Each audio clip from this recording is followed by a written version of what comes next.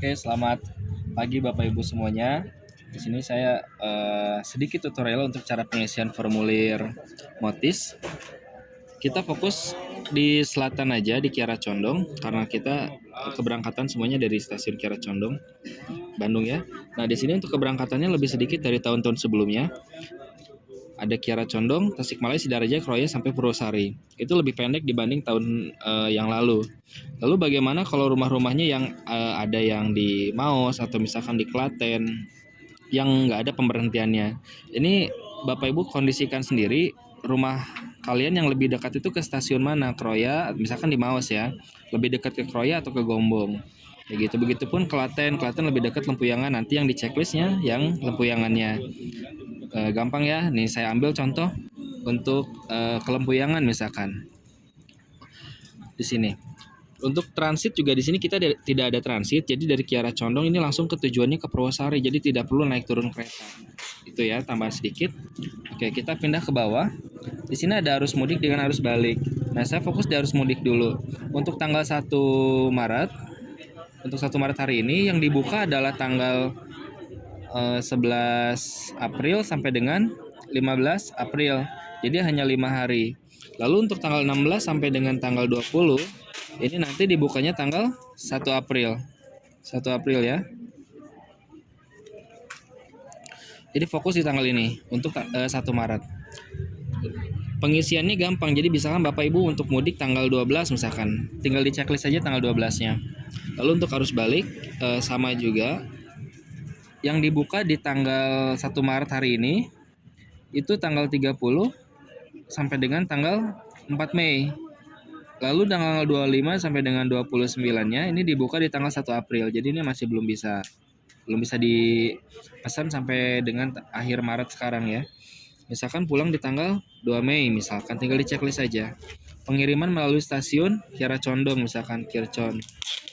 Seperti itu, tinggal tulis saja Kircon. Untuk nama lengkap ditulis saja nama lengkap sesuai KTP, jangan sampai nama panggilan atau misalkan nama singkat ya, karena nanti bermasalahnya untuk boarding kereta api. Misalkan namanya Bapak Taryono, misalkan saya ambil ya, misalkan Pak Taryono. Nomor SIM C ini jelas, tinggal diikutin aja di nomor SIM C-nya. Misalkan 324 misalkan ya, sekian sekian sekian. Tinggal diisi aja, ikutin. Plat nomor udah pasti tinggal diikutin aja. Plat AAC misalkan ya. Untuk nomor KK, nah nomor KK ini sering salah. Nomor KK adalah yang di paling atas, yang tulisan angkanya paling gede. Di tengah paling atas paling gede. Itu ada. Itu nomor KK. Misalkan di sini ya. Sekian sekian. Lalu NIK adalah yang NIK KTP atau NIK KK itu boleh bisa dipakai. NIK ini paham ya untuk NIK. Silakan ditulis saja. Untuk alamat tulis alamat lengkap yang ada di KTP. Jadi kelurahan kecamatannya pun ditulis. Misalkan ini contoh aja saya tulis Bandung biar cepat. Nomor HP. Nah, ini nomor HP di sini adalah nomor WhatsApp yang harus didaftarkan. Jadi satu nomor WhatsApp ini satu kali transaksi Bapak Ibu. Nomor WA wajib karena setiap OTP atau nanti tracking kendaraannya ada di WhatsApp. Email pun email aktif, jangan email yang asal. Lalu di sini tulis tanda tangan peserta. Ini fokus part sebelah kiri adalah untuk bagian angkutan barang atau motornya. Lalu misalkan untuk penumpang dewasa, nah kita ngikut dari sisi kirinya angkutan barang. Misalkan Pak Taryono, dia yang mendaftarkan di barang, berarti dia juga sebagai penumpang pertama di sini. Misalkan di sini ditulis NIK-nya pun sama, tinggal diikutin aja. Ikutin sesuai yang tadi didaftarkan di motor. Tanggal mudiknya ditulis lagi Pak. Jadi dengan tanggal mudik motor, misalkan tanggal 12 April ya, tinggal 12 April.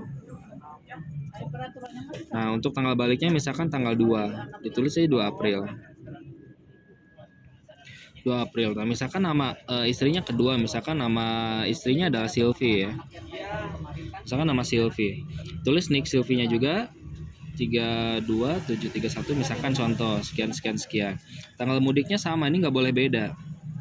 Kalau tahun lalu kan beda nggak masalah ya. Sekarang Sekarang nggak boleh, harus sama dengan bapak ibunya. Baliknya pun sama,